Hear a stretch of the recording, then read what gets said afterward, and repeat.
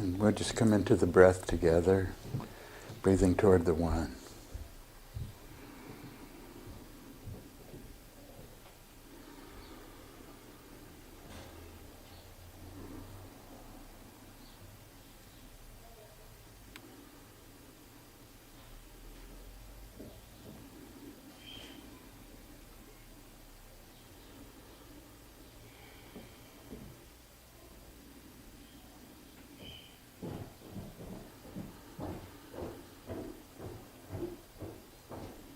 Let's say the invocation. Toward the one, the perfection of love, harmony, and beauty, the only being, united with all the illuminated souls who form the embodiment of the Master, the Spirit of guidance. And the Bismillah. Bismillah ar-Rahman ar-Rahim. I'm going to present just one lesson from Murshid Khan to begin with, from the Gita's on psychology, by which he means also psychic power and the development of that. In the circles of psychical research, there's been talk of Ismi Azam, the mysterious word, since thousands of years, and no one so far has been able to point out what this Ismi Azam may be. In my conception, every word is Ismi Azam when it is worked by a master mind. The older the language, the purer are its words. Plainly speaking, the words are uncorrupted, or at least but little corrupted. The reason why an uncorrupted word, that is to say a psychic word, has a psychic power is that every word in its origin is the pure offspring of the heart and is all-powerful, while by corruption the brain and tongue have changed and ruined it, and it has lost its power in proportion. Besides the words from the original languages, there are other powerful words spoken by the Sahib-i-Dil, the illuminated hearts, who possess divine power within them. Such are the words of great teachers, of prophets and murshids, and the words spoken by them in ecstasy are especially psychic. The wise, therefore, sincerely speak good words and avoid even hearing bad words from another. The words of sufferers of any sort and of the illuminated and lovers and devotees are always powerful. The words of sufferers of any sort and those of the illuminated and lovers and devotees are always powerful. The word who is the only word which can be undeniably realized as the sole word of mystery. No lips of any living being fail to utter it, nor is it left unexpressed in sounds of any description. The word who is the only word which signifies the pure being of God, free from all distinctive aspects, attributes, and adjectives, and which is as gold for spiritual wealth. Besides this, there are 99 names of the different aspects of divine attributes and power. The invocation of each name brings to a sincere and persevering heart the bliss of that particular attribute and power, which once awakened within them kindles the same in everything in their life. So this is just background for our work, because we're working a lot with who in our practice, and I want us to, later on today, we'll take some opportunity to really go into a deep meditation, hearing the who sound of our breath, and then moving from there into our Klak Allah practice. And also I wanted to bring up just how strongly Murshid Khan presents the wazifas and their power. Because as we work with this tool of the breath is such an extraordinary way for us to awaken the qualities that we need in our life. And this brings me really, what reminded me of doing this first was a letter I got from somebody who wasn't able to come today, but because I knew we were going to be going into our journals, today, which I want to go into, or if people didn't bring a journal to read from or a journal entry to read from or remember, then, just to speak something from what you have, insights that you have gotten in doing these breath practices now for 6 months.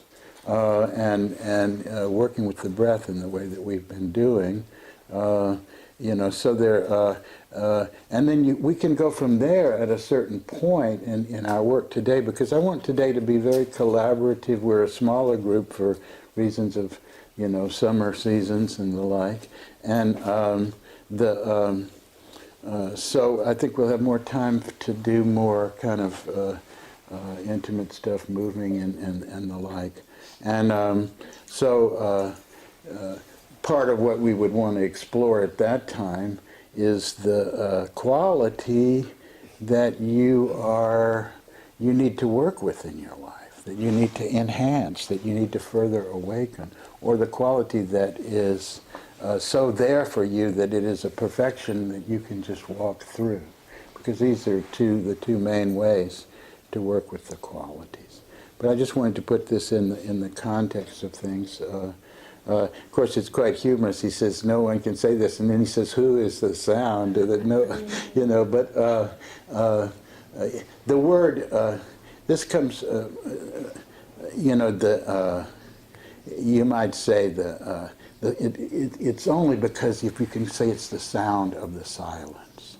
You see, when you go into the practice of Chagall, and which we will start doing some aspects of here this week, you are really going to the root of all the senses.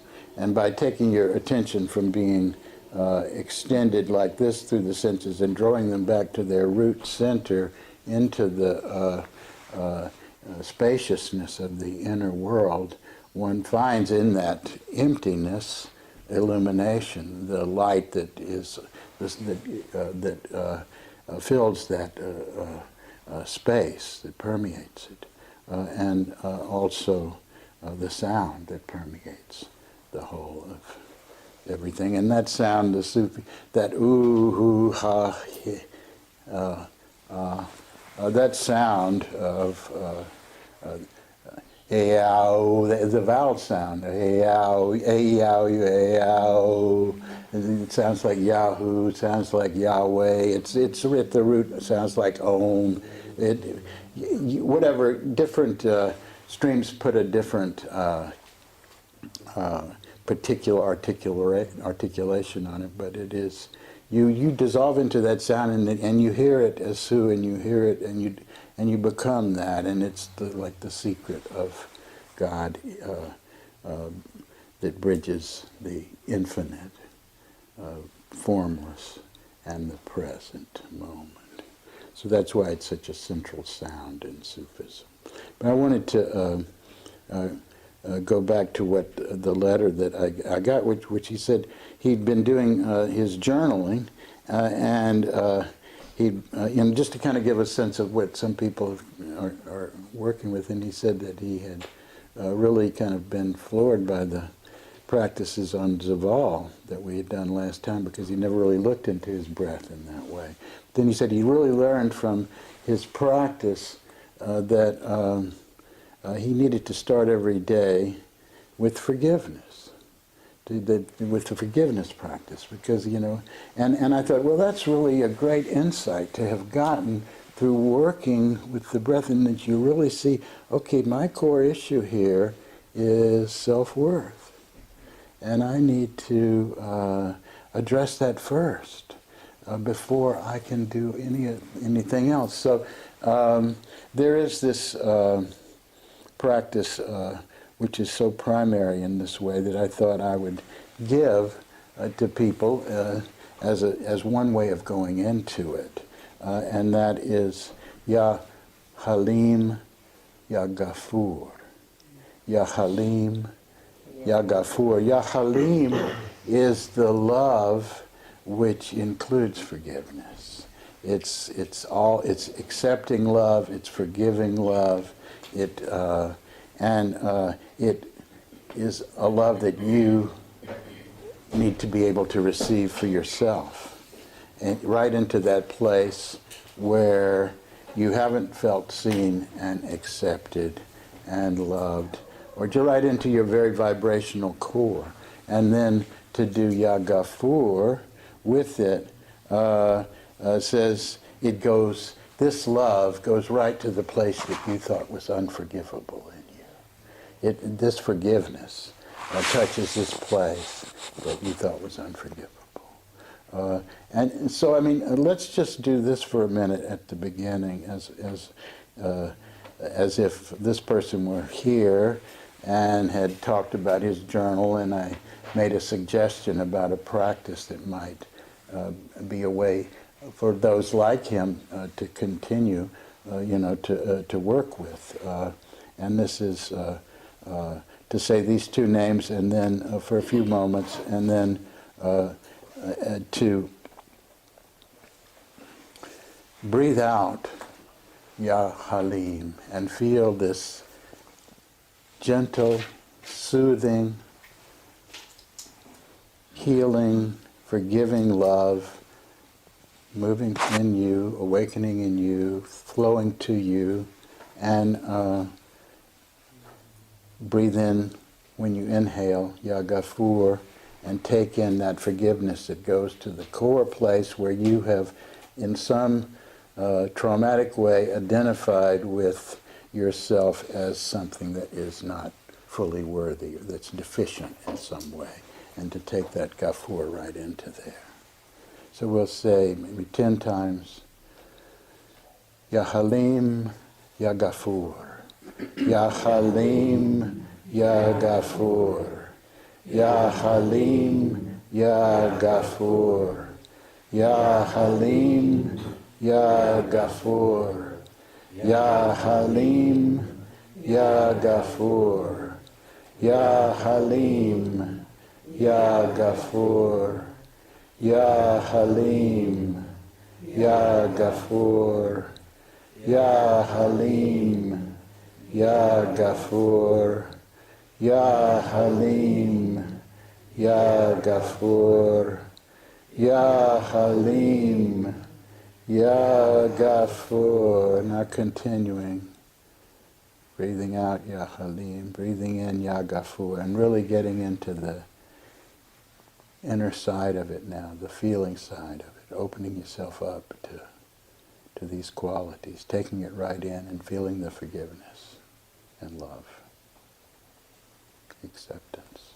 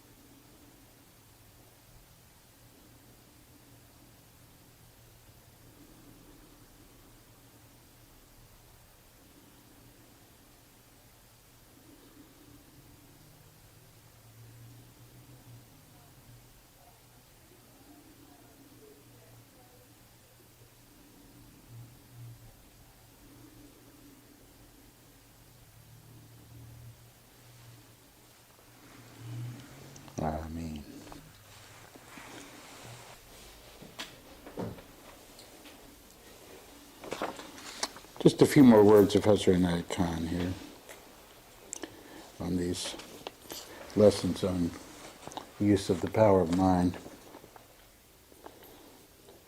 Psychic power must be used after having been collected. Therefore, the desire of healing and of magnetizing should be kept aside until the power is developed so that it will overflow, and that at the time is the time to make use of it. Otherwise, instead of helping others, the psychic drains themselves. The best vehicle that gives expression to this power are the eyes. The psychic first drills the eyes and makes them accustomed to operate in one direction in which they may desire them to work. The glance of the psychic must become, when required, as the sharp knife of the surgeon, and when required, it should work as gently as a powder puff. Until this control is gained, the psychic may help some and harm some, not knowing what helped and what harmed. The tips of the fingers of the psychic and the palm also must become the means of directing the power. The whole being of the psychic becomes a magnet. The great psychics have a healing effect even in the soles of their feet. It is therefore that an Eastern disciple prides themselves on being even as dust under the feet of their guide. Psychic power is a power of mind, and it is repose of mind that develops it. In other words, stillness of mind. Activity of mind lessens the power. A person who thinks more, who is always absorbed in imaginations, who worries more, fears, doubts, or becomes anxious about anything, loses this power. Of course, the mind should not always be still, for lack of activity also destroys power. But one must be able to exercise the mind by thought and to still the mind by the will. One must be able to exercise the mind by thought and still the mind by the will. This gives health to the mind, and thereby psychic power is developed. The breath is the principal thing in life, which absorbs the real nourishment for both body and mind. The principal thing in life, which absorbs the real nourishment for both body and mind. So the breath is the vehicle of absorbing nourishment for body and mind. The breath absorbs from the sphere nourishing properties for both mind and body. Therefore, there's no psychic who has developed their power without the development of the breath. A person is not equally gifted with power and inspiration. These two are like eyes, two hands or two wings, two eyes, two hands, two wings, which are not equal in strength. Therefore, one finds that most inspirational people lack power, and most powerful people lack inspiration. And it is the constant striving of the Sufi to balance the two. The reason of this is that power is grosser. It produces a mist, so that the intelligence is confused. If the mist is cleared, the power is cleared too, and then inspiration comes.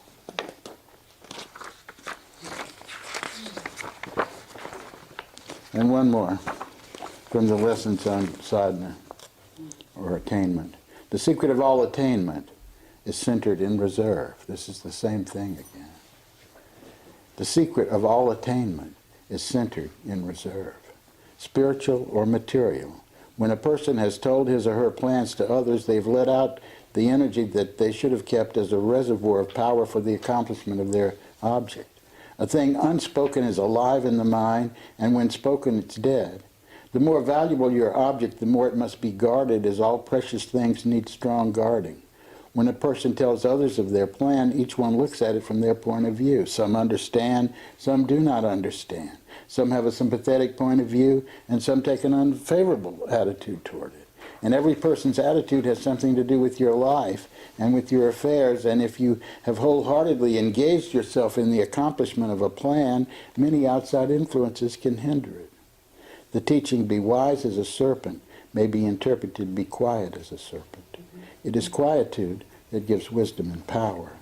The thought held in mind speaks to the mind of another, but the thought spoken out most often only reaches the ears of a person. Every plan has a period of development, and if you have power over your impulse, by retaining the thought silently in mind, you allow the plan to develop and to take all necessary changes that it may take for its culmination. But when the impulse expresses the thought, it is, so to speak, puts out the flame, thus hindering the development of the plan. The wise speak with their mind many times before they speak about it to anybody. Well, this Murshid Sam puts it this way: peace is power. By having, and peace comes from not being worried, not knowing that you have to, oh, I got to do all this, I got to do all this. No, you say, okay, I'm staying right here in the breath, one thing at a time. I'm at ease. You know, I'm practicing this peacefulness in the midst of activity. And in this way, I don't have to express each thought. I don't have to express my impulse. I can feel the reserve here that comes from letting that impulse rest in peace, and then build up wisdom around it. So that when I do express it, it's not just going to be venting at the dentist or venting at this or that. It's going to have strength of my wise purpose behind it as well. So by having the reserve not to rise to the impulse through cultivating the breath, and then and at the same time building up one's capacity of life force, of magnetism around, not only in general for your good health, but in general around anything you want to accomplish. You know, by first spending the energy, you stay with it. You know, I've been working on visualizing a process of drawing people into involvement in Murshid Sam's, in writing a biography of Murshid Sam. You know, I've been gestating with it for a good while, you know, feeling into it, you know, not just making a, you know, premature kind of expression of it. And so now I feel like, okay, now I've come to a place with it where we can, where I can bring it out with strength and wisdom at the same time. And this works all the time through all of our endeavors. Once we realize that, you know, to work from this place where we can bring a kind of a peacefulness, a reserve around our need to express thought, express emotion, and so then we know we can trust it when it comes, because we have gathered enough inner sense of it that we then can let that power come out within it. No longer makes misty or foggy the terrain, because, you know, our focus, we have our focus really clear. We live to try and understand ourselves better in these teachings. We're really at a point in our work where we're trying to truly explore our relationship with an illuminated soul. This is right at the heart of the Sufi path. And it's right at the heart of the dances, as you can see. I mean, if we get into a dance, there's a level at which you can get into a dance like the one we just did, for example, where you feel we are the body of Tara, and we have the powers of Tara, so then we really can aspire for all beings to be happy and all beings to be liberated, and, you know, for tremendous possibilities of unfoldment. And this is, you know, we become one by a merger of heart, and we become one by love with the source. But the source, to cultivate this love, we need to feel it in a particular form, because we are formed. We are the aggregates of qualities. So if we can see that perfection taking a form that we can see, which is perfect. I know, I can't remember which movie it was on the life of the Dalai Lama, but I know it was one he consulted with. And there's this really touching moment when, as a child, he's being educated and he's being told about Tara. And he says to the Lama, who is his teacher, he says, is she real or imaginary? And he says, oh, she's real. And you knew he put that in there. I mean, you knew he wanted that in the film because, you know, I mean, these cosmic archetypes are real. You know, the Shiva, Tara, these beings, Kuan Yin, these are real. They don't have, you know, you don't have to trace, you know, that they lived here in San Francisco at this day and time, like, you know, or whatever, you know. I mean, because there's two kinds of beings. One who appear first in the cosmic realm, you know, through the grace of the Creator and the concentration of beings who have idealized this being. You know, and then that being becomes a source of emanations in, you know, and takes incarnation in a certain sense because it becomes embodied. And so this is all part of, you know, the amazing thing in our Sufi path is we are given this freedom to find the form of perfection that we can really give our heart to. We're not just said, okay, you have to accept this image of God, or you have to accept this particular incarnation as being the one. So this gives us a lot of, because we want to bring forth our sense of perfection, our sense of that ideal power, because when we can feel it and the reality, we make God a reality, God makes us the truth, an icon says. And how do we make God a reality? By opening to the ideal, to the perfection in a perfect soul, who we might have to imagine, but who we give. I mean, you say, okay, Tara. Now, Tara's been focused on for so long as a perfect soul, and who has all these powers, and you can invoke her in all these different ways, you know, white Tara, green Tara, all the different forms of Tara. But it's all the one God taking these different forms, or thatness, or Buddha nature taking these forms. But we need this vehicle to connect with. And in the dance, if you begin to feel this way, like in the Om Mani Padme Hum dance, you're feeling like you're Chenrezi, who is turning, you know, with us this wheel for the liberation of all beings when we're chanting Om Mani Padme Hum. So this is the way, you know, Murshid says in those lessons on Tasawwuri Murshid that we were studying last time, this, you know, which is right at the heart of the whole inner path as far as I can see. And that is,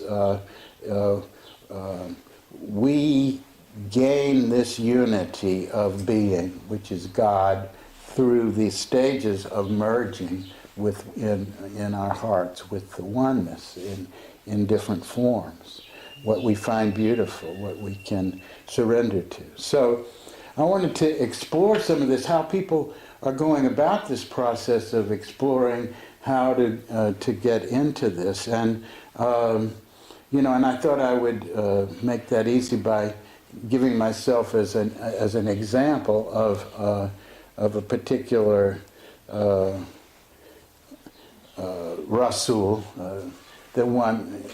how one goes about exploring, you know, my own exploration of it and how it deepens my relationship with him.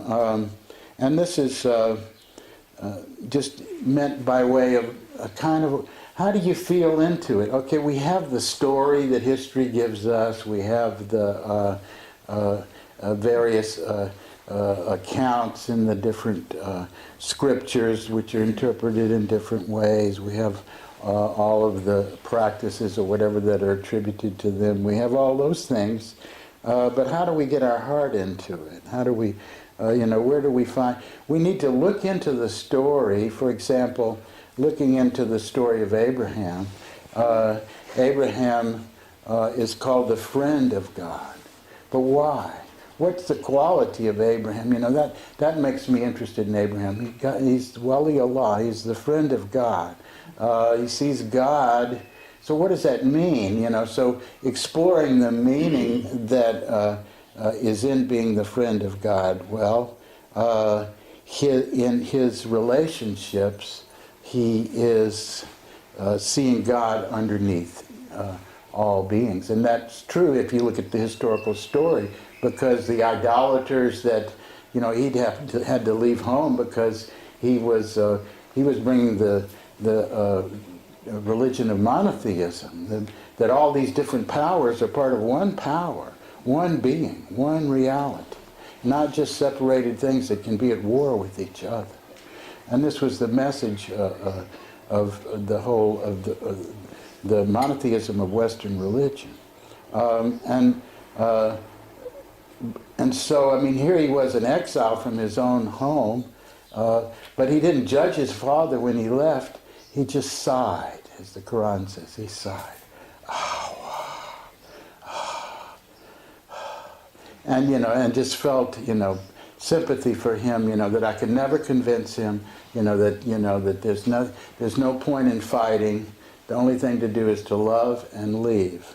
And to let go of it all with this sigh, So this, when you start getting into, you starting to feel into the nature of his heart, and then you read in when we were doing the book on the 99 names, and the story of Abraham comes up in several places, but one where he's the example of one whose heart attracts people. In these lessons we're learning, you build up magnetism of heart, and then all these things amazing happen around you because you built up this life force in your own being. This is all part of it. But what if you become an extraordinary being like Abraham or Mevlana, and everybody's attracted to you? What is it in your heart that attracts people? And so in the Quran there's this story about the homing pigeons, which are put at the four corners. They told him, God says, okay, this is a test, put the four homing pigeons at the four corners of the world, and then call them back to you. And and that's the quality of heart. And he was kind to his wives. He respected his first wife. He didn't. He respected Hagar, but she didn't have the same status as his first wife, so he had to respect Sarah. So then he had to take them ultimately away. And what did he do? He gave a tremendous blessing to Ishmael and Hagar that becomes the whole basis of the transmission of Islam. That goes into that community, that teaching of oneness that is carried over into the Kaaba and so forth. He didn't try to say, no, she's right, no, she's right, no. He just said, okay, I'm going to follow this, but this is all God happening. Similarly, when he got this inner sign, to sacrifice, it was either Isaac or Ishmael, depending on whether you read the Quran or the Bible. A lot of sense, it makes much more sense to think he was going to sacrifice Ishmael, you see, because after Isaac had come, then he had a child by his first wife. So but the way in which he did it, it's kind of like, okay, that's defined as insanity, right? You get a voice talking to you and says, "Kill your child for me." That's about the definition of really going off the deep end. At the same time, imagine that someone who has this intimate sense of divine presence, who knows it as a loving presence, who has never been betrayed by that love, and who is themselves a vehicle of love, is given in the same way that he's gotten all this other to surrender to this. And so, it becomes a test for him of his surrender, and it becomes a test for the child to willingly surrender. And yet at the last instant, the ram is substituted, or the beast, there's a beast there to sacrifice instead of the human sacrifice. In other words, giving a message to humanity to go beyond this human sacrifice and war and conflict, but to trust God even right into the depth of it. So this was always a very difficult thing to say. How could you have enough faith not to, to believe that and not be crazy, But anyway, I was able to get close to Abraham in that way so that I could feel like, okay, I've never tried to do the walk of Abraham or to feel Tasawwuri Abraham in that fashion, but I feel like, okay, now I can go into a state where I breathe and I begin to feel these qualities of heart, and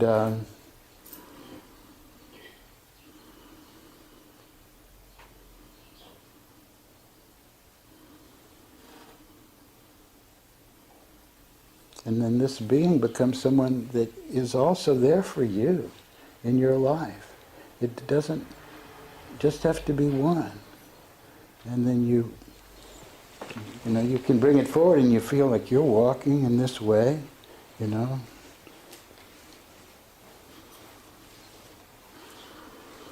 And seeing the sacred in everybody.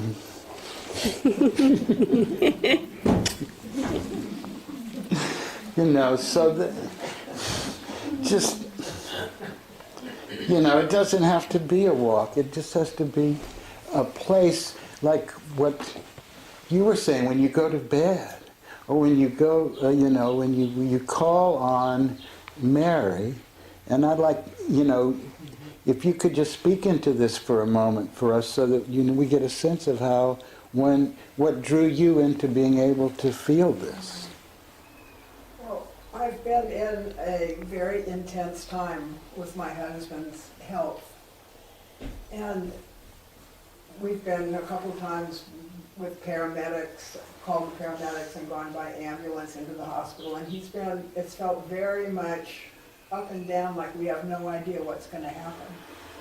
But during that time, you had put up this idea, and really, Mother Mary came to me. I did not choose, but her words were, "Let it be so according to thy will."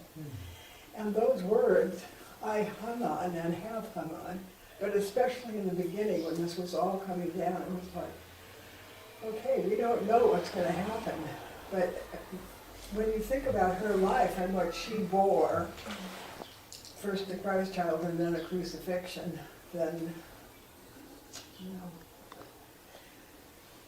And then the song has definitely been there too. Let it be, let it be according to thy will, but let it be. So, I don't know, I've never studied her. I have, and actually at one point, there was a time when she kind of merged with Mother Krishnabai, who I did get to meet. And, so it was the quality of Mother Krishnabai also, and who I saw in the flesh. So, but, I don't even know what this person looks like, and in a way I don't want to go research it, because there's something, I would like to at some point, but we'll see when that is. And this is the whole thing. God says, "I am as my lover imagines me to be."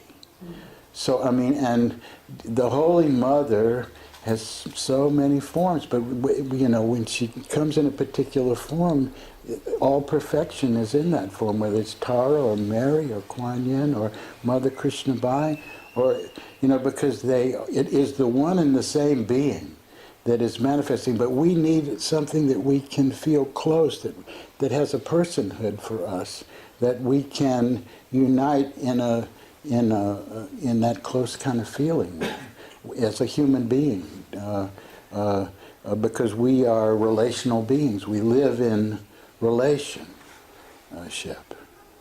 So I was moved by what you said earlier, and I just wanted to, I hope you don't mind drawing you out. And I don't know if, because as people concentrate on this aspect of things and you breathe into it in your meditations, I'm hoping that, there'll be inspirations that will come for you, whether in the sphere of dance or in the sphere of music or a walk or whatever.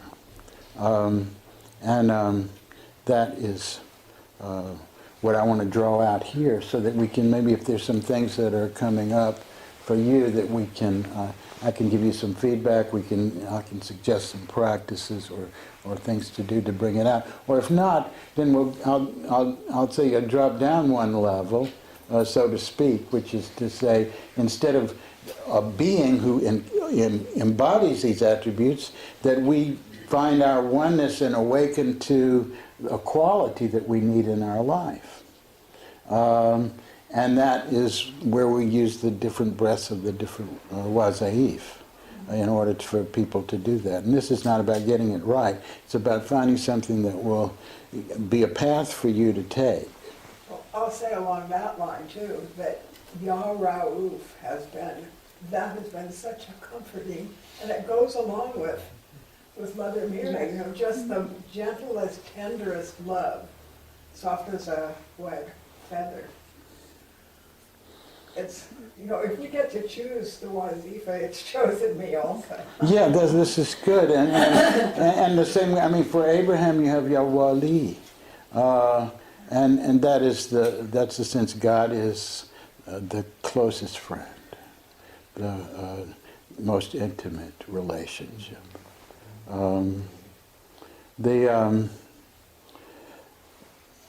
So would anyone like to, Nizamuddin? So for me, the component, I've had this feeling like in back of me is like, or I guess it's the way to look at it, interior-wise, is there's presence, right? And so I've had some sense of it being Hazrat Nayak Khan. Actually was working to attune with you in that space, but so I found with the breathing practice that definitely there's a certain point where things tune up to a place where I have some connection, and it's not it's very I feel presence, or I feel at one point it came to where I just felt this really deep heart place where I said, so this is a whole other way to be grounded, just from just seeing that if you're like deep enough in that heart space, that there's a grounding just from that. So I guess part of it is then it's still kind of like undefined as far as like really but every time it seems like, except if I'm like in that place where I'm really having to process a lot of stuff to get through, then it can take a while, or maybe it's not quite as there. But it seems like if I just work enough, in different ways to where things form up, then I have some sense of that every time, and then as far as it being totally defined, and then there've been a couple of times where, one time where I felt I was in a certain state, and, like an impulse of you showed up, and it was like, okay, just do the breath and just, take this other stuff, and it made a difference. In another place, it was a Nayak Khan showing up, and I ignored, and moved on with it. But, like I said, okay, so there it is, there's the information, but so, as far as, I guess that thing about how, to move into being, for me right now, it's just, I'll just continue to attune that way and just see how it shapes up. But that's my experience. Yeah, well, that's very clear, and what I would reflect back on that is that what you're describing is this process that we do go through, and often on retreat, where we are making a place, an accommodation in our heart for the spirit of guidance, and the spirit of guidance will come in a particular form. It may come in different forms, but it comes in a particular way. It comes with a kind of inner confidence, a kind of there's a visceral quality to it for each person, and maybe it comes with an inner sense of light or smell or whatever for somebody. But a texture, but it comes in a way that you recognize when it comes in this way that it is from the spirit of guidance. And it can take any one of your friends' forms. It can take the form of someone you don't know. It can take animal forms or whatever. But if it comes in that way, you respect it and you listen to it, because that there's the one teacher who's the guiding spirit of all souls, who takes all forms. And so this is a very good place to work from. The only thing I don't have any criticism of that. I just think it's worthwhile to keep considering if there is a particular being that you would so be willing to, you wouldn't mind disappearing in their being and having a sense of awareness, but being them, so to speak, being in that state with all that you know, but all a part of their presence. So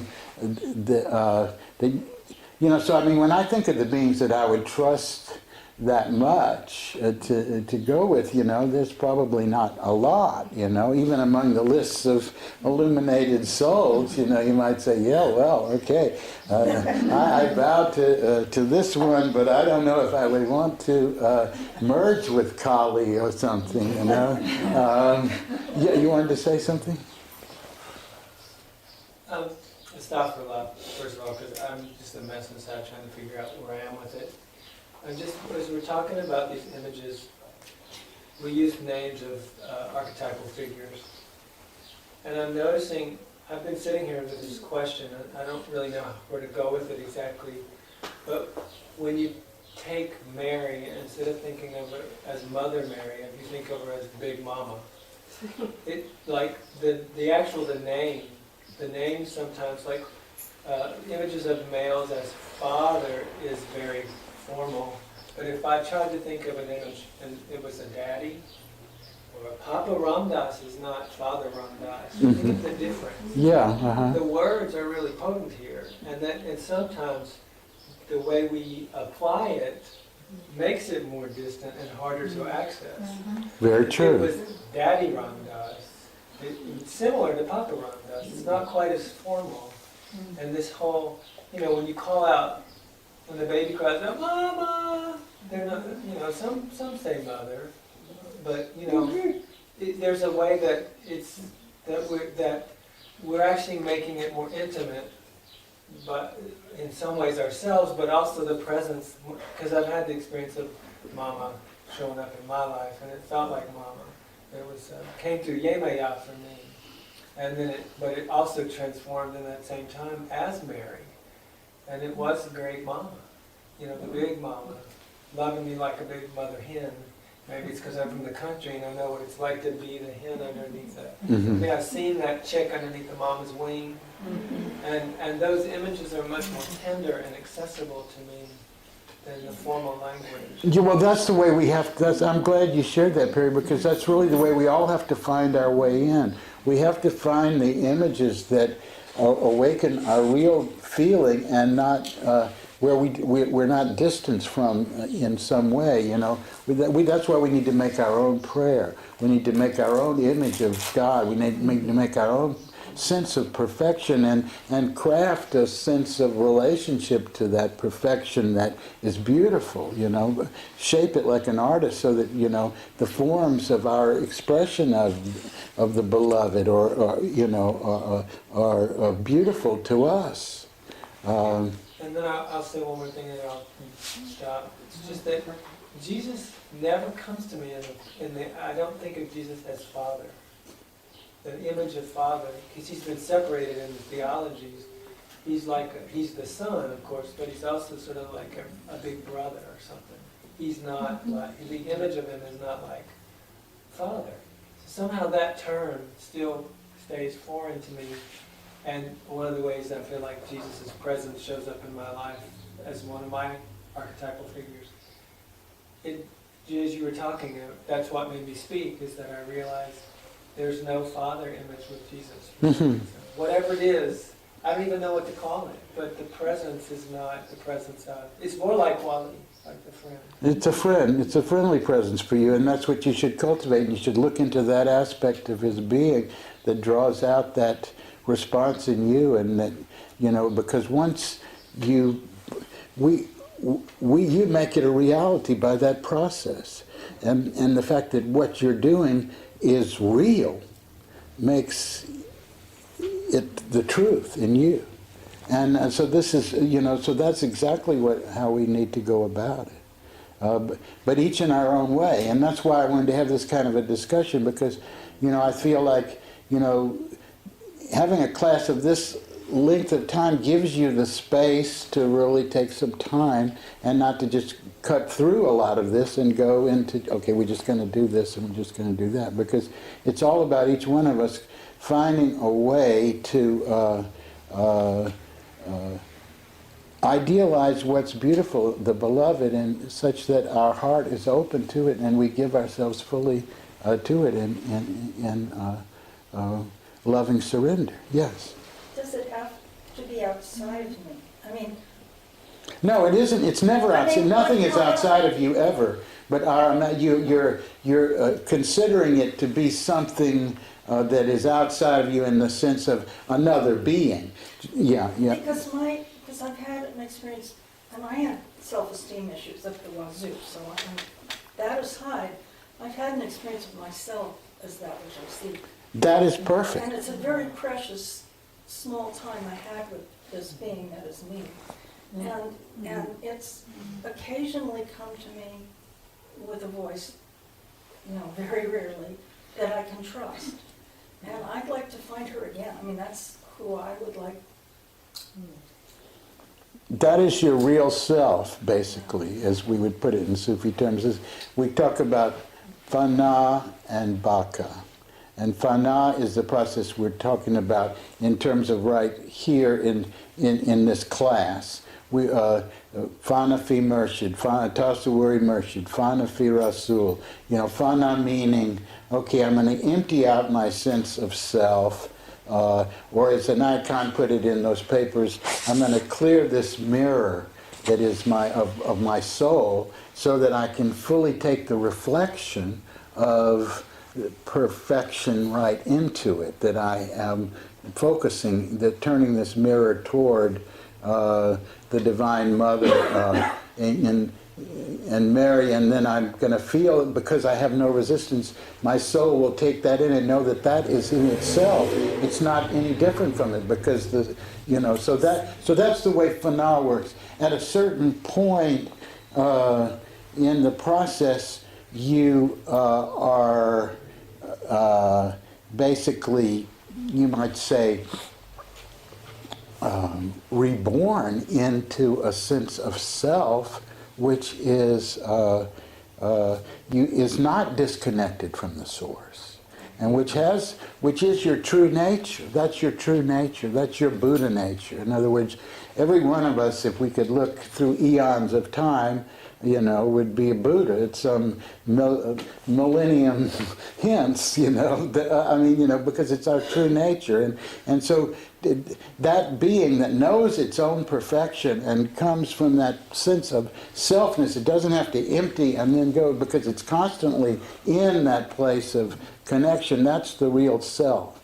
And that's what that's called self-realization in the Sufi terminology, or baka. But it's, you've had an experience of it, so I feel permitted. I say, okay, you can talk about it. Now this is definitely the greatest thing you can draw from that is relax. It's already, you already know that your essence is perfect in a way that you could never deny. That no reason could ever convict. It would be, you know it directly from your experience, and you hold that before you as what's real. So that's perfect. At the same time, we have the opportunity of cultivating this kind of relationship with the illuminated souls, and not just simply one. You know,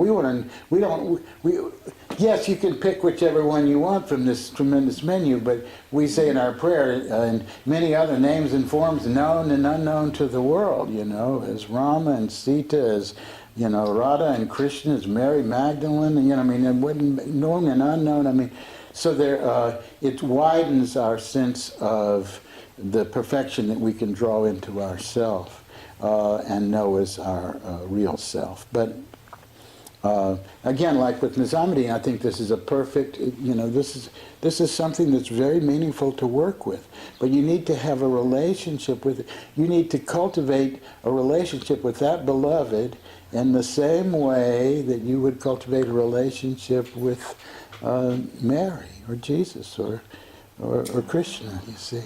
You know, go to it with surrender and devotion and feeling of wanting to merge your heart with it and give up what in you is so worried and concerned and lacks self-esteem in the reality that you know is there. Yeah. Yes, Sundari. I recently was really blessed to be able to see Amma both here in California and then over in the East Coast. And what was really interesting about it for me was that getting to do it a second time, I didn't really have as much of an agenda because I was so, you know, so worried about getting something out of it. And the whole thing about going up and am I standing right and am I doing this right and am I getting what I need and me. And I always get very nervous around teachers, and whenever I've gone in front of Amma, it's like I'm gonna pee in my pants or something, and it's just so uncomfortable. And last time on the West Coast, I'm like doing the alternate nostril breath and trying to like calm down. And this time, I just had this sense of, you know, you already did that. You already got the hug. This is bonus. and it just occurred to me, you know, in whatever moment after she had given the speech, that, you know, it wasn't about me at all. and in that moment, I just, you know, all the nervousness just went away completely, and I went up just so grounded, and so, like, I could see all the chaos, and I could just get the hug, and it just didn't matter. And I was able to, you know, beyond that, it just kept coming, because what I was able to do was take these practices and bring you and bring everything into it, and all the things that I've been trying to, like, kind of work out, like, I don't get this, I don't get, you know, I just, like, sort of all brought them all there, and I've been using Amma in my practice, and it was just, like, so much easier to just ask and receive. And Yeah. So what did you learn from that? a lot. Yeah, I can see, yeah. I mean, I already know about myself that I worry about a lot that I don't need to worry about. And I suspect that'll be an ongoing thing, to just let go of that worry. But I actually, ever since the last time I saw you, I do have less worry, but I almost, like, try to bring it back. Well, it's a familiar thing, you know. Sometimes I think, well, what am I missing? Oh, yeah, something like familiar words. But what I really got was a sense of, it was a sense of a greater purpose. Yeah. And yeah, that's so beautiful. And and just, I mean, I was really struggling with trying to make the practice into something that was meaningful for me, and I mean, I really have just, you know, sit and struggle with it. Can I do it this way? Can I do it that way? Can I do it this way, that way? You know, and a lot of it had to do with just the flow of energy. Like, how can I bring in energy and let it flow out of me in a way that makes sense? Mm-hmm. And I was trying to find different ways to make it make sense for me. And the funny thing was the answer that I got when I was sitting there, it wasn't really so much, I mean, I'm used to thinking in yogic terms, in like energy channels and so forth, and finding that flow, but it was, oh no, it's not channels, it's like everything, like take it in through your whole body, all your pores, everything, and let it out through everything, your actions and your walk and your smile and your speech and everything. Thank you. Thank you for sharing that. And I wanted to just, it suggests to me to read this one thing from our next practice assignment that I'm going to ask everyone to do. And that is,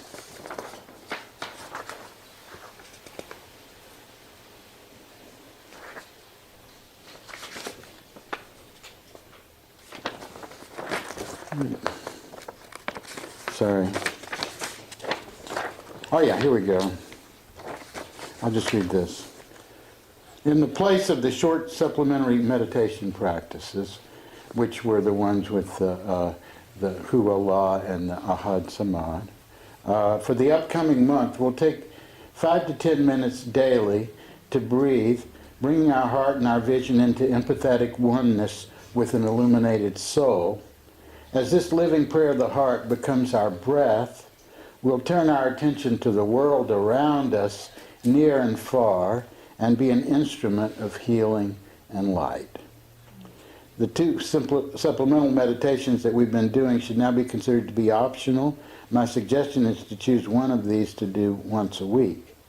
But I want to come back to this, you know, so this is like in the spirit of what you're saying, it allows one to have a bigger sense of purpose than one's own individual ray of purpose, which when you look at all the rays of all the wills of all the beings around is just so small. And so by feeling, you know, at this point, you know, united with, I mean, for me, I mean, I usually start with Murshid Sam, because when I get confused in life, I go to that, that's my touchstone, I go to that place, and in me that stands for Murshid Sam, so to speak, and I find clarity, you know, but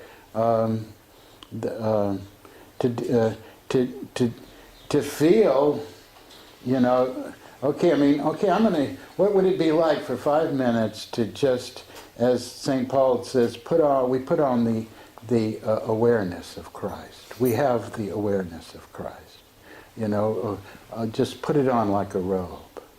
And, you know, don't let it go to your ego. It's not about your ego. It's not about you, like you say. You put it on, and, you know, but you have that sense, you still have that sense of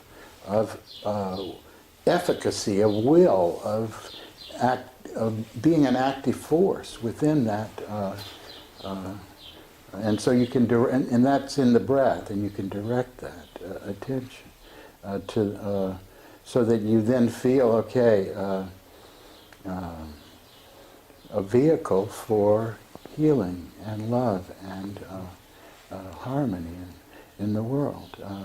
But it's giving us an opportunity. So how about we just take a minute to reflect on, if there's not any one being that comes to mind, I suggest to take Hazrat Inayat Khan or Murshid Sam. But if there is one that comes to your heart, you know, take that one.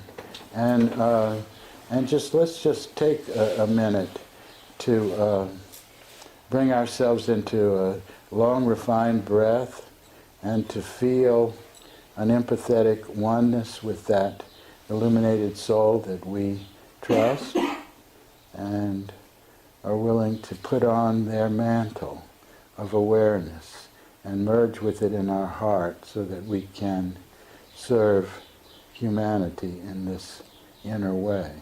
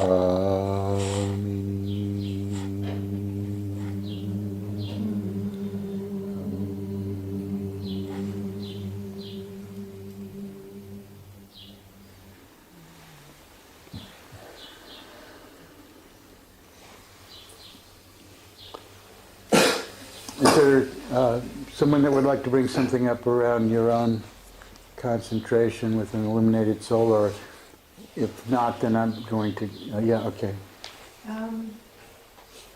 My, what I think we chose each other is Mary. At a certain point in my life, when I really needed some help, I had the experience of being held under her will when I needed healing in a real way, just like that chick underneath the hand, you know. And then I called on her when I was very worried about my child, and I had a grown-up child, and then I had to hear her or feel her experience of having let go of her child in the crucifixion, that this was something that she had to let go. It was just life force moving through, and this is the story that was told, and so this is a story. Then I attended a class with Miranisa, who was bringing forth Christian mysticism, and I learned about the Orantes. The Orantes is the Mary who holds the door open, not only for herself, but for all beings. And this is the mudra, or the space that you take when you hold your body in this particular, like this. You become the channel for this. And I have experienced that in the practices we do at the Kanka every day. And at other times when I feel a need, or I need to connect, I do this, and it just comes through. And then I think there's Miriam, and there's the Magdalene, and these are all, you know, in personality aspects, they are within me. I mean, we all have so many in our persona stories or whatever. And I guess what I'm hearing, I know what I'm hearing today, is that whatever way it comes through, take it and see what it is, and relate to it in whatever way I can relate to it, and allow it. It's just that being willing to receive from something that's really, really omnipresent.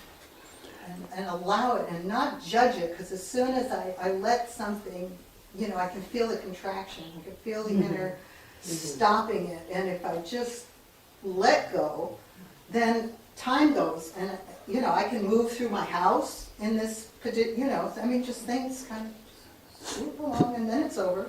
You know, back to whatever it is, dishes, I don't know.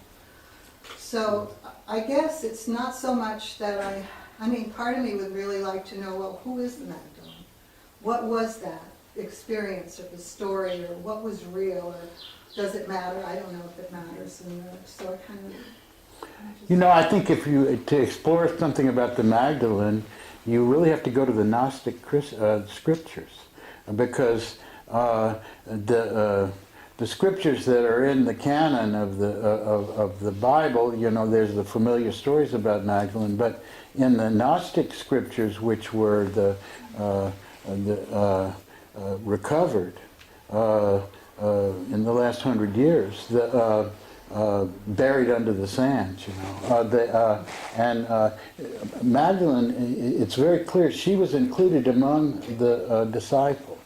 She was given the same rank, or even higher, among all of the apostles, and so her knowledge was tremendous. I mean, and there's you know, I mean, she appears in the Gospel according to Thomas and a number of the Gnostic scriptures, quite a few of them.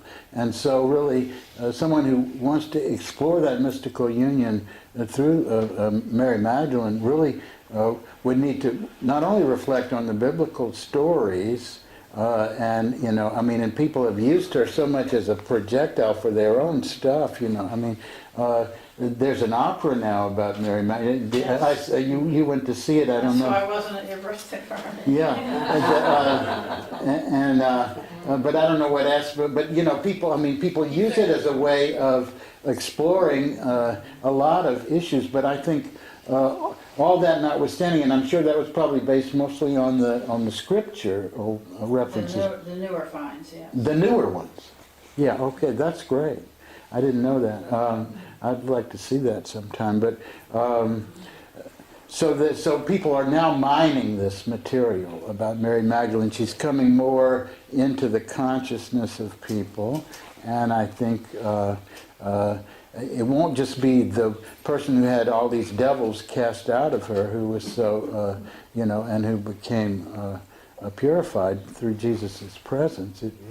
It's almost like the Milarepa story, because in the sense Milarepa was bad. He was a baddie, he killed somebody, and yet he did enough practice and went through enough purification in his lifetime to become a fully awakened human being, And Mary Magdalene, she was at the dregs of the society, so to speak.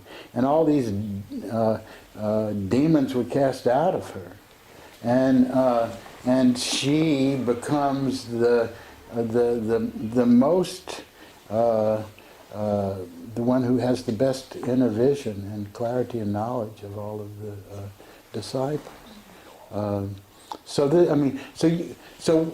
it's our own creative process, really, in exploring the one that we're being asked to investigate that is important too, to be creative about it. You wanted to say?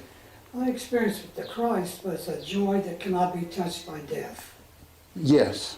And that was my sole experience with the Christ. Well, you stay with that, you're in good shape. The joy that cannot be touched by death. I like that. That was my experience. Yeah. And everybody in the house got up and started dancing. Uh-huh. I said, oh. Insa? Well, we speak of Tasawwur and Murshid and working with one form. Mm-hmm. And last month, a gentleman talked about his dilemma of picking one form. Mm-hmm. And I have that dilemma, and I was sitting doing morning practice and just feeling very frustrated about Tasawwur and Murshid. So I've received blessings through different blessing streams. And very active, having to pick one just brought up a lot of conflict. Well, that tells you something about your own self that you should look at. But what I'd like to say about it is there's no wrong choice. You make a choice and you say, okay, for this month or for this week or for this meditation, but you're not making a lifetime commitment to this path or that path or this path that seems to be defined by choosing Jesus or Muhammad or Mary or whomever. And that's not the point of it at all. And we want to really explore effacement and oneness with many, many illuminated souls, because in doing so, we reflect that illumination ourselves. And we become an aspect of the spirit of guidance, which is really, if you could imagine it, the gigantic mirror of living soul that absorbs all the rays of illumination of all the illuminated beings and carries it forward in history. Well, thank you for that, because I finally said, forget it. And I just started singing all the names of these blessing streams because I couldn't choose. And then whoever wants to show up, that's great. I'm not going to say, you're not so-and-so. Well, because apparently you feel fine about all of them. You don't have any reservation about giving your devotion and your heart and your inner empathy with them. So for some people, it's hard to even find one that they can trust. So that's why I'm going to have this discussion, so you can see there's so many different ways, as Rumi says, to bow and kiss the ground. There's so many different ways to approach our relationship to God in form,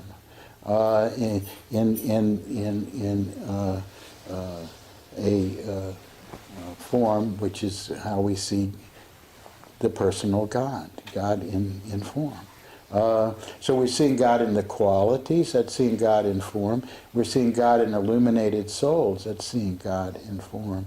And then as we get more adept at seeing it, then we begin to be able to see it even when it's not so visible. In unilluminated souls, whose essence is illumination, but who don't get it yet, you know. For example, namely ourselves. And you know, so it widens our perspective that way. But you have to keep, and I wanted to respond to something that was said earlier about the planning, because it just came into my head. Where the long refined breath is useful in planning is when your mind has worked out the plan, and you know, and you worked it out, and now you need to look at it and see, is this something I want to give my heart to? Is this wise? What is this?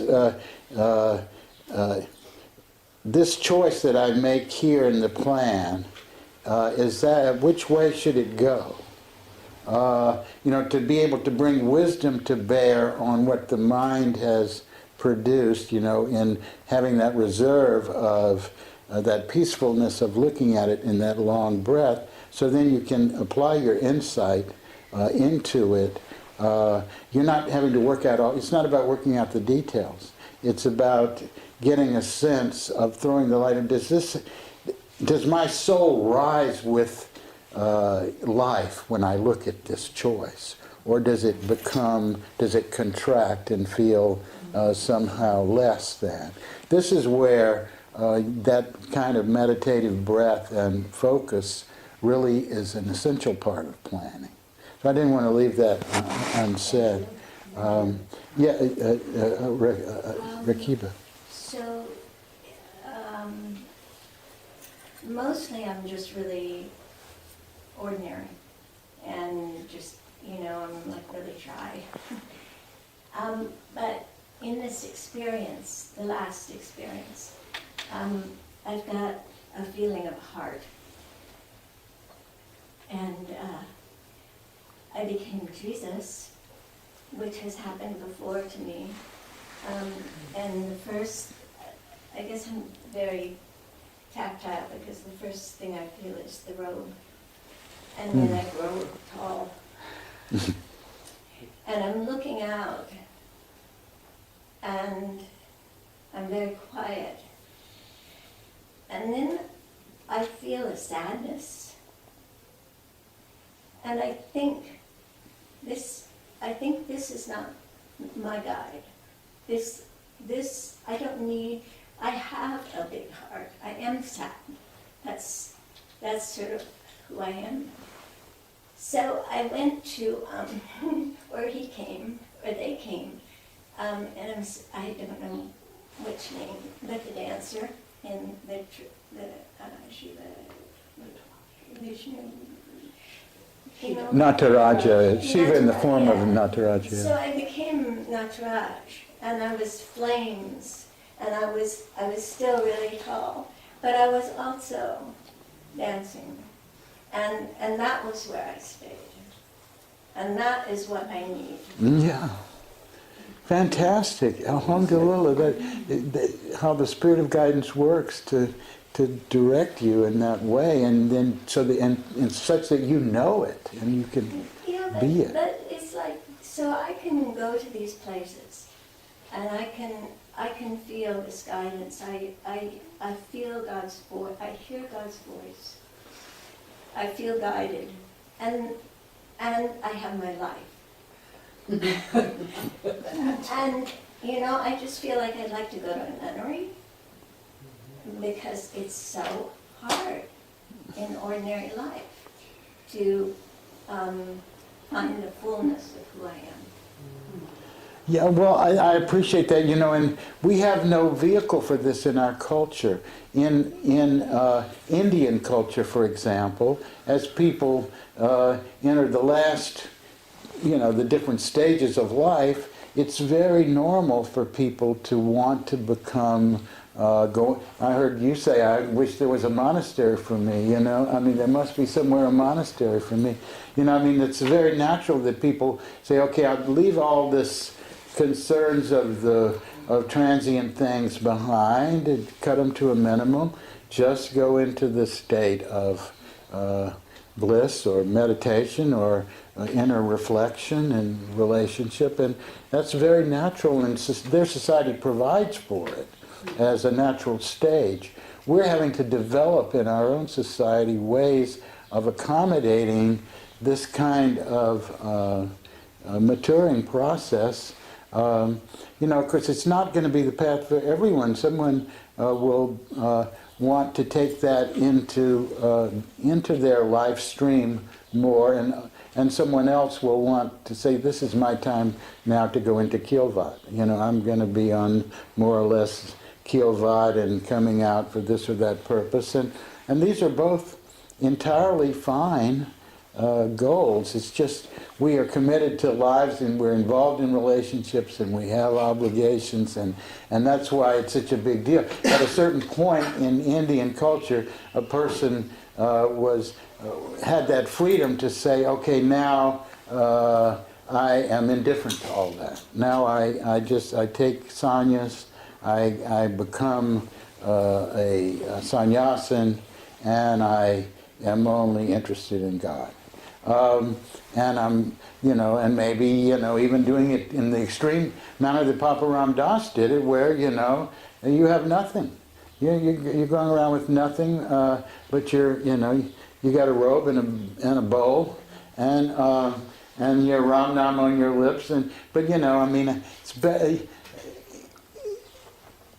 there are ways that we could shape our future such that we have communities where people can come and go into those kinds of settings and lead meaningful lives. You know, I mean, we have these beautifully assistance homes for people to go through the stages of dying in and living and then dying in, you know, I mean, but, you know, what's being worked towards conscious dying and really, you know, meditative movement towards, you know, everybody gets more meditative as they approach the end in that sense. I mean, things fall away. I mean, people I mean, my mother, you know, I think of her, you know, she said, Melvin, I always thought you'd been wrong about everything, but I could never win an argument. Said, but now I've come around to your opinion that things are not important, love is what's important. And it took her to be 90 years old before she could say that. Yeah, she did, you know, and it was. But I mean, it's, you know, there's a natural sense in which things fall away, so we just have to find creative ways of coping with it. But for now, I want to give you some practices and ways so that you can strengthen your hold in the world at the same time as developing your capacity for these inner experiences, so that the world is not so much of a downer in that way. And I have found Al-Anon to be extremely wonderful. It's a wonderful community, and even though I've done a lot of work on myself, there's something that happens in this community that it is God's work. We are, you know, all aspects.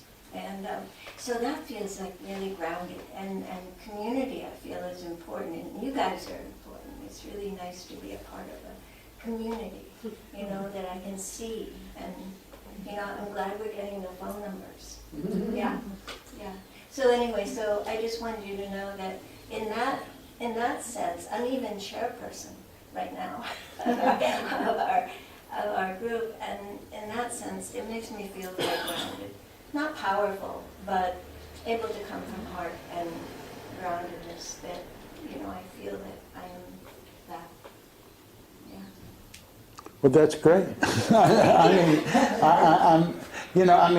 really appreciate people are sharing so openly their stories here, and and we'll give you a chance to whatever before it all goes out. But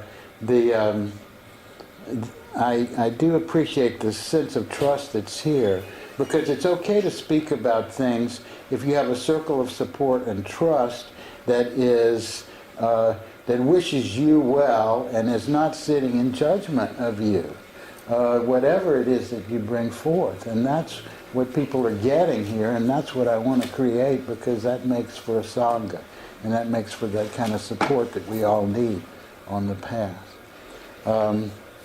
So, is anyone else who wants to join in this conversation? Yeah.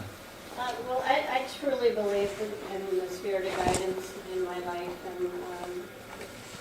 but it came to me one time in the form of a bird, and that bird was one of your birds, Hermes. Yeah. And I was with Hermes when he was dying, and I used to take care of him, and I never met anybody who would look at me with so much trust and gratitude and love. And when my mother was dying, I said, "Don't worry, when you go, Hermes will be waiting there." Because when Hermes died, I felt like that was my guide when I go. I really felt that. When we buried him behind my room, I said, I've met my guide, so when I die, this bird will be singing and take me to the light. So when my mother was dying, I told her, "Don't worry, Hermes will be waiting for you, and you'll hear him singing, and he'll take you to the light with your husband." So anyway, when she passed and they took her away at 1:30 in the morning, the van door shut, and just as it started to drive off, Jamie and I were standing on the street watching, and a bird started singing. And the bird sang till dawn outside the window where we were sleeping. So I found that this experience for me isn't in the great famous God or hero or architect. It's a little tiny bird, and that when we can see that these little things in our life is always the spirit of guidance manifesting in big forms and little forms, and seeing another part of our own being. But for me, I found so much comfort in this little bird, because I said I cried more when the bird died than when my stepfather died. But it was just the love I felt for the bird, and that this bird would be waiting for me someday. That I found, I don't use him as my, when I'm meditating, as that illuminated soul, but I felt like he was an illuminated soul. It was just this tiny little cockatiel. Yeah, and that's amazing. The soul is, the metaphor of the soul is of a bird also. The famous story in the Masnavi about the bird, that the parrot, and that the king values so much. And it's the first story, one of the first stories in the Masnavi. And he values it so much when he goes to, keeps it in the most beautiful cage and feeds it the most wonderful things. When he's going to the east, and he has he's going to bring back presents for everybody in his family. He's a king, and he goes to the bird and he says, "What would you like? This parrot is amazing. He can talk, or she can talk." And she says,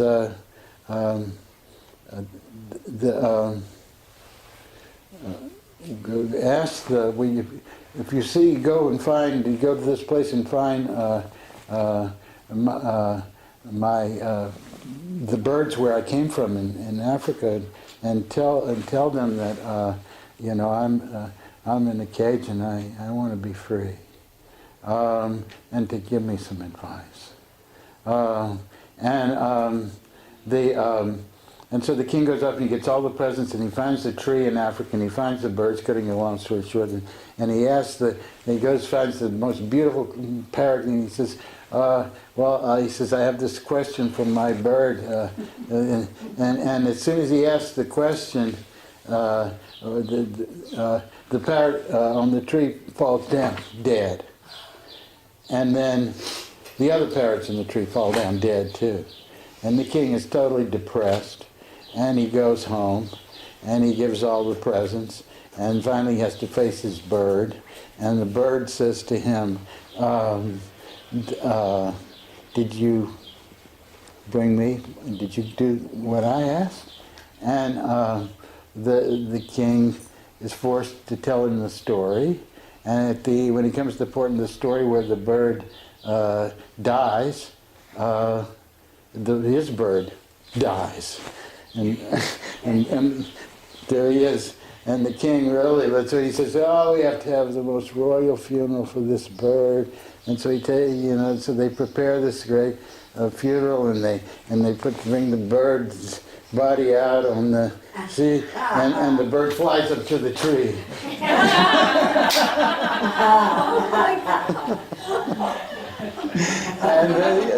And he says, don't you know that my, he said, what about your obligation to me, the king? He says, well, my first obligation is to be free. And of course it's a metaphor for the soul, to die before death, and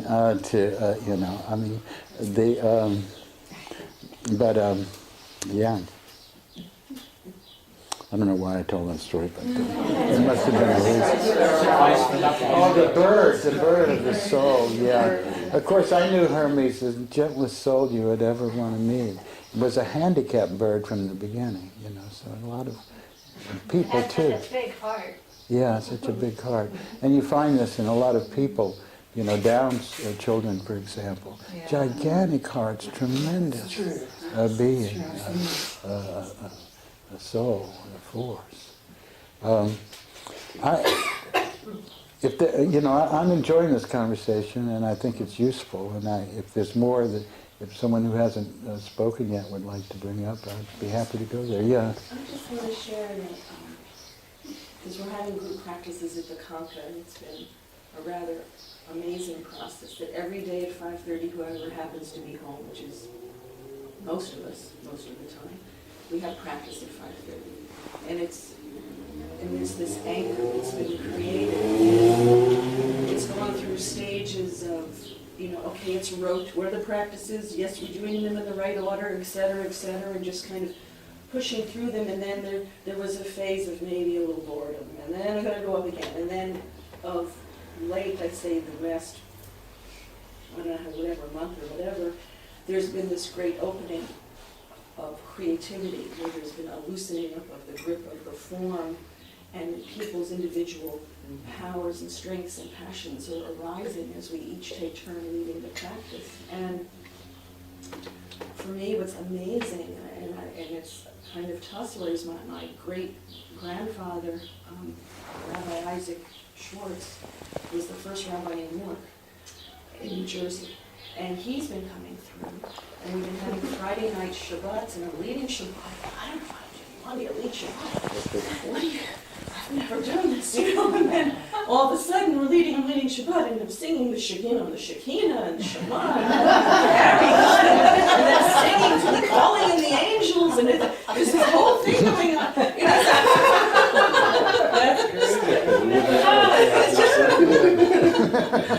It's just great, and then and then my voice and the singing's like, whoa, the singing's coming out, and it's creating this wonderful Friday night event with our wine and our cheese and our food and our practice, and it's just amazing, but it really took the practices all that time to kind of brew, and then Rabbi Isaac came through.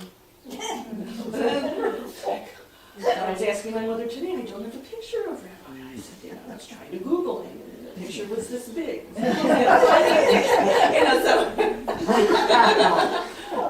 it's quite amazing. Yeah. God is great. It's always greater than what we imagine, I mean, what is it that an icon says in one of the lessons, it said, he says, God, I don't want to paraphrase it, I'd rather read his actual word. Oh yeah, here it is. There's no such thing as impossible. All is possible. Impossible is made by the limitation of our capacity of understanding. Human beings, blinded by the law of nature's working, by the law of consequences, which they have known through their few years' life on earth, begins to say, this is possible and that is impossible. If they were to rise beyond limitations, their soul would see nothing but possible.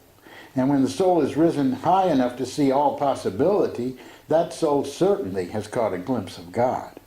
They say God is almighty, and I say God is all possible. That's good. Wow. And you know, when you, in the very first chapter of the Quran, it says, Alhamdulillah, Bismillah ar-Rahman ar-Rahim, Alhamdulillah Rabbil Alameen. All praise to the Rabbil, the one, the Master, the Lord, who holds Alameen in their heart all possible universes, embraces all possible realities. That's a very, you know, I mean, so nothing, no possibility is outside of that heart. They say God is almighty, and I say God is all possible. Possibility is the nature of God, and impossibility is the art of man. Man goes so far and cannot go any further. Man makes a flower out of paper, giving it as natural a color as possible, yet he says it is not possible to make it fragrant, for he has his limitations.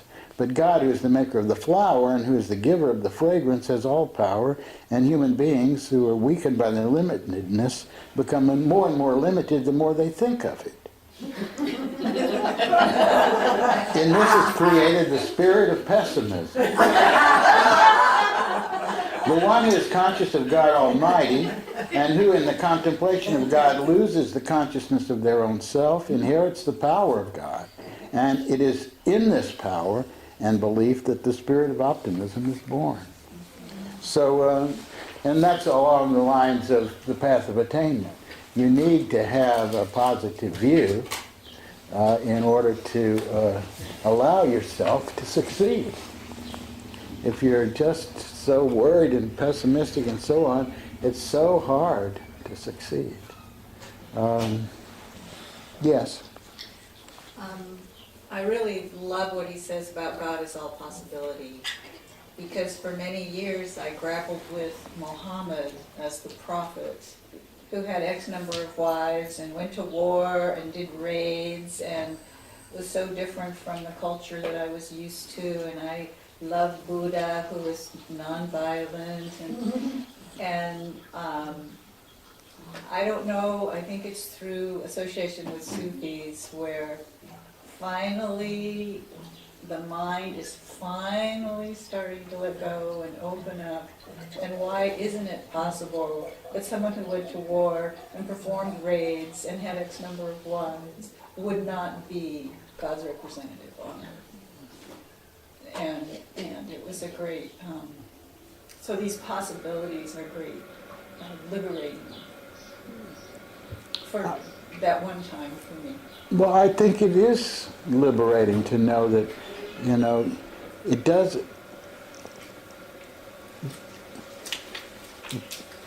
I just came back, God says, I am the way you imagine me to be if you love me. If you really love me, however you imagine me to be, that's the way I am. And love in the sense of finding perfection, finding devotion and beauty. So I mean, that which you can really find truly beautiful, is. So it gives way to, God is all possibilities in that sense, and but what we imagine to be, love, harmony, beauty, and so on, that's our ideal. That's the perfection we're bringing forth, that we want to make a temple for God's presence here. Let's just take a moment and hold everyone in this circle, and in the bathroom line, and the people who couldn't make it this week, the people in the who are connecting with us via video over in distant places, and include them in the goodwill of this moment, breathing in all directions, feeling this oneness of heart.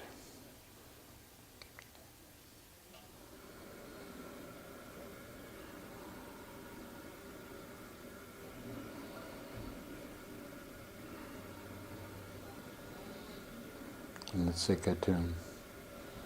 O thou who art the perfection of love, harmony, and beauty, Lord of heaven and of earth, open our hearts that we may hear thy voice, which constantly comes from within. Disclose to us thy divine light, which is hidden in our souls, that we may know and understand life better. Most merciful and compassionate God, give us thy great goodness. Teach us thy loving forgiveness. Raise us above the distinctions and differences which divide. Send us the peace of thy divine Spirit, and unite us all in thy perfect being.